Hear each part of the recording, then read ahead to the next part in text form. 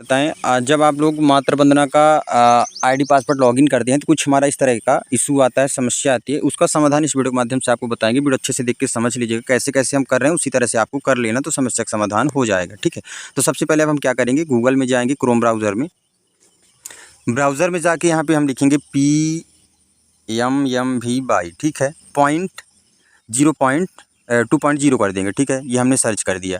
फिर कुछ हमारा इस तरह का इंटरफेस ओपन हो जाएगा। देखिए पहले वाले ऑप्शन को हमें टच कर लेना है, ठीक है। यही ऑप्शन को आप टच कर लीजिए, ये पहले वाले ऑप्शन को, ये हमने टच कर लिया। उसके बाद देखिए कुछ हमारा इस तरह का इंटरफेस ओपन हो जाएगा। हमें वेट करना है कुछ सेकंड के लिए और ये जो है ओपन हो रहा है, देखिए ओपन हो गया, ठीक है। उसके बाद हमें क्या करना है, यहाँ पे आप देखेंगे तो यहाँ पे फॉरगेट पासवर्ड का ऑप्शन लिखा है, इसको हमें टच करना है, ठीक है। ये हमने टच कर लिया। उसके बाद हमें यहाँ पे क्या करना है, ANG डाइस कोड जो होगा वो लिखेंगे। ANG और डाइस कोड आंगनवाड़ी केंद्र का जो ये कैप्चर लिखा है वो कैप्चर यहाँ पे लिखेंगे।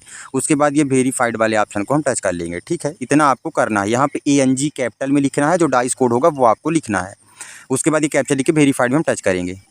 फिर कुछ हमारा इस तरह का इंटरफेस ओपन होगा। यहाँ पे हम ये वाला मोबाइल नंबर दर्ज करेंगे। यहाँ पे जो OTP 6 अंक का आया होगा वो हम यहाँ पे दर्ज करेंगे। ये जो कैप्चा लिखा है वो हम यहाँ पे दर्ज करेंगे और यहाँ पे वैलिडेट वाले ऑप्शन को टच कर देंगे, ठीक। सबसे ऊपर आपको मोबाइल नंबर लिखना है, जैसे इसमें लास्ट में आपका 4 अंक दिख जाएगा 3810 जैसे इसमें है, ठीक है। इसी नंबर को ऊपर यहाँ पे लिखना है। जो इसी नंबर पर 6 अंक का OTP आया होगा वो हम यहाँ पे दर्ज करेंगे और जो यहाँ पे कैप्चर लिखा वो यहाँ पे दर्ज करेंगे और ये वैलिडेट वाले ऑप्शन को हम टच कर लेंगे, ठीक है। इतना आपको करना, इतना करिए आप भी साथ में। अब जैसे ही वो ऑप्शन हम टच किए तो कुछ हमारा इस तरह का interface, OTP mobile number capture डाले, उसके बाद कुछ हमारा वैलिडेट में टच करने के बाद कुछ हमारा इस तरह का इंटरफेस ओपन हो जाएगा। अब हमें यहाँ पे क्या करना है, 12 डिजिट का 12 अंक का आपको पासवर्ड बनाना है। अब कैसे बनाना है, ठीक है। जैसे मान लीजिए आपका नाम हो गया या फिर जो आपका आंगनबाड़ी केंद्र है या कुछ भी आप बना सकते हैं, 12 अंक से कम नहीं होना चाहिए। कैसे बनाना है, देखिए जैसे किसी का नाम है सीता, ठीक है, आपको हम बता दे रहे हैं। जैसे सीता यस कैपिटल हो गया, ठीक है।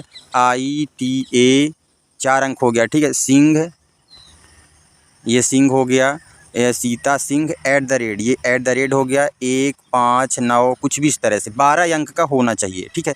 @ और ये संख्या और नाम पहला अक्षर कैपिटल होना चाहिए। अब देखिए कितने अंक होगा, 4 5 6 7 8 9 10 11 12 13 अंक का हो गया, तो ये पासवर्ड ले लेगा। अब जो ये पासवर्ड है यही पासवर्ड आपको यहाँ भी लिखना है और यही पासवर्ड सेम यहाँ भी लिखना है। फिर अपडेट पासवर्ड में टच कर देंगे, 2 बार टच करना है तो हमारा पासवर्ड जो है तो अपडेट हो जाएगा। फिर उसके बाद आप लॉगिन करेंगे तो आप एक बार लिख के, पहली बार जब करिएगा तो लिख के करिए। कंटिन्यू जो रहता है उसको सेव रहता है उससे ना करिएगा। पहली बार जब करिएगा तो आपको यहाँ पे लिख के करना है। देखिए पहले हम आपको ये बता दे रहे हैं, ये आप किस तरह से बता, जैसे मान लीजिए किसी का नाम राधा है, ठीक है, एग्जाम्पल के लिए। तो यहाँ पर हम जैसे ये राधा, ठीक है, ये राधा हम लिख दिए। फिर राधा लिखने के बाद राधा सिंह जो भी होगा वो आप लिख लीजिएगा।